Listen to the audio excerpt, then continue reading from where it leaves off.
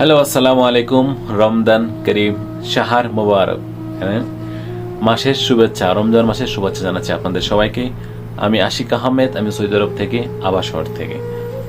তো আজকে রমজান অনেকটা দিন পার হয়ে গেছে, কথা বলছেন, কিন্তু বুঝতে পারি না কিভাবে জানি পার হয়ে গেছে, কথা বলছেন।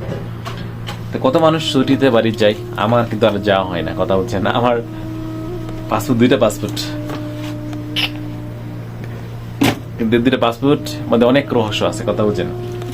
দুইটা পাসপোর্ট, আমি মনে করি দুইটা পাসপোর্ট আমার জীবনের জন্য একটি আজাব ডেকে আনছে আমার জীবনের উপরে। তো এটা আমি আজাব করে দিই। আমার কিন্তু আমার হেঁটেও খেয়াল আসে যে আমার আল্লাহ তালা আমাকে পরীক্ষা করতেছে, বা এই মুসিবত দিয়ে আমাকে দেখে আমি কেমন, আমি কি ভেঙে পড়ি কিনা। তো ভেঙে পড়ার লোক আমি না। তো যা হয় সব মেনে নিতে পারি, সমস্যা নাই। কিন্তু তাও দেখতে পারি যারা আমার সাথে খারাপ করে তাদের জীবনটাকে আল্লাহ দেখেছে, আলহামদুলিল্লাহ। খুব ভাগ্যবান মনে করি নিজেকে, আলহামদুলিল্লাহ। মানুষ কত কিছু করে জীবনে, দেখলাম মানুষের কত ক্ষতি করে, কিন্তু কোনোদিনও কোনো মানুষ ক্ষতি করে কোনোদিন ভালো থাকতে পারে না, এটাও দেখেছে আল্লাহ তালা। তো অনেকের কথা মনে পড়লো যারা আমার জীবনে ক্ষতি করলো, পিছনে তাকার দিকে তাদের জীবনটাও দেখি, তাদের পরিবারকেও দেখি কেমন অবস্থা আছে।